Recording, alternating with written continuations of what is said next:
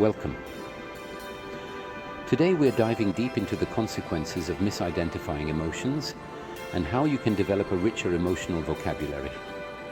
I'm sure you've heard of the importance of vulnerability and courage, but the foundation of all of that is really understanding your emotions. It's like showing up to do the work without knowing what tools you need. Today we're going to unpack why it's crucial to accurately label what we're feeling. Because let me tell you, misidentified emotions can lead us down some pretty bumpy paths. So let's get started. We often talk about emotions like they're these big scary things, right? They can feel overwhelming, like a storm brewing inside us, making it hard to see clearly or think straight. But the truth is, emotions are simply data.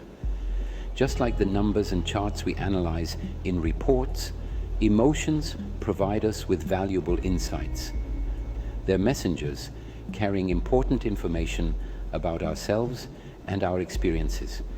Each emotion, whether it's joy, sadness, anger, or fear, tells us something crucial about our inner world and how we relate to the outer world. And just like you wouldn't ignore a text message from a loved one, we can't afford to ignore the messages our emotions are sending us. These messages are our mind's way of communicating with us, urging us to pay attention and take action. When we can accurately recognize and name our emotions, we're essentially translating that data into something we can understand and work with. It's like decoding a complex message and finding clarity in the chaos. This understanding is where our power lies. By naming your emotions, you gain control over them instead of letting them control you. You can then make informed decisions and take actions that are in line with your true self. It's the key to responding to your experiences in a way that aligns with your values and helps you build the life you want. When you understand your emotions, you can navigate life's challenges with grace and resilience, creating a more fulfilling and balanced life. Now, what happens when we misidentify our emotions? Well, imagine trying to read a map in a foreign language you don't understand.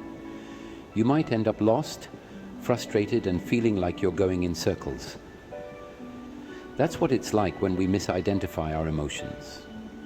We end up reacting in ways that don't serve us, and we miss out on opportunities for growth and connection. We may even find ourselves in unhealthy patterns of behavior, all because we're working with the wrong emotional language.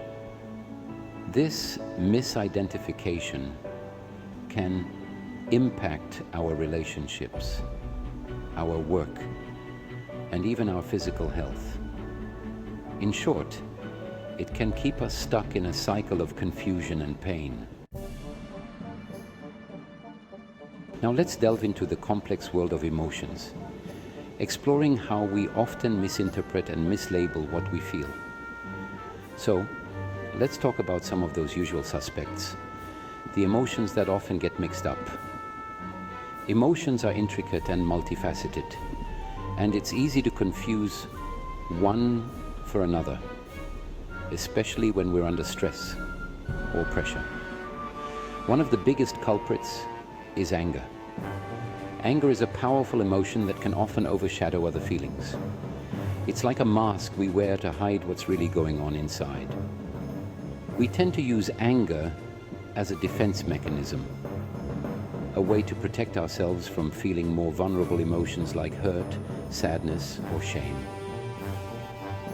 When we feel threatened or exposed, anger can give us a sense of control and power.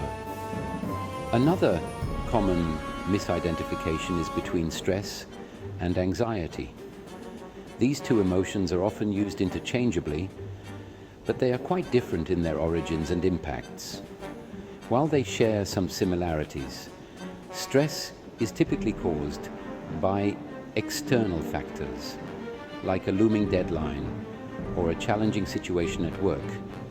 Anxiety, on the other hand, stems from internal worries and fears, often about things that might happen in the future. Understanding this difference is key to finding effective coping mechanisms. For stress, we might need to manage our time better or seek support from others. For anxiety, we might benefit from mindfulness practices or talking to a therapist. And then there's the whole "I'm fine" phenomenon. This is something we've all experienced at some point. It's a way of deflecting attention from our true feelings. We've all been there, right? Saying "I'm fine" when we're anything but fine. It's a social nicety, a way to avoid uncomfortable conversations or to keep up appearances. But often, that fine is masking a whole lot of other emotions that we're not ready or willing to face. By acknowledging and understanding these emotions, we can begin to address them more effectively and lead more authentic lives. So, what do you need to do? It's simple. Expand your emotional vocabulary. One of the most powerful things you can do is expand your emotional vocabulary. This means going beyond the basic emotions you often default to, like happy, sad, or angry. It involves diving deeper into the subtleties of your feelings. Instead of just saying "I'm stressed," you can get curious and ask yourself, what else am I feeling? Am I overwhelmed? Am I feeling anxious because of an upcoming deadline? Or is it something more profound, like a fear of not meeting expectations? Am I afraid of failing? Am I feeling pressured? Or perhaps there's a sense of inadequacy creeping in. By identifying these specific emotions, you can better understand the root causes of your stress. The more specific you can be with your emotional language, the more clarity you gain. This clarity isn't just about labeling your emotions correctly. It's about understanding the layers and complexities that come with them. If you have time, look up Plutchik's Wheel of Emotions. It can help you identify your emotions to a greater degree of clarity. And that clarity will allow you to respond to your experiences with intention and authenticity. When you know exactly what you're feeling, you can take steps that are more aligned with your true needs and desires. It's like having a detailed map instead of just a vague idea of where you want to go. A map that shows not just the destination, but the various paths, obstacles, and landmarks along the way. So, ditch the fine and start getting real with yourself. Move beyond the surface and explore the depths of your emotional landscape. Explore and find the words that truly capture what you're experiencing. By doing so, you will not only enhance your self-awareness, but also improve your ability to communicate with others, thereby fostering deeper connections and understanding. Expanding your emotional vocabulary is a journey worth taking. It enriches your life, making you more empathetic, resilient, and connected to the world around you. So, start today, one word at a time. You can also build your emotional literacy. But remember, emotional literacy is a journey, not a destination. It takes practice and a willingness to be curious about yourself. One of the most effective ways to cultivate this skill is through mindfulness. Taking a few minutes each day to simply observe your emotions without judgment can be incredibly powerful. You can also turn to resources like the Plutchik's Wheel of Emotions, as mentioned earlier, or journaling prompts to help you explore and expand your emotional vocabulary. Remember, vulnerability isn't weakness, it's courage. And it all starts with understanding and embracing the full spectrum of your emotions. Thanks for watching. Don't forget to like, comment, and subscribe for more insightful videos.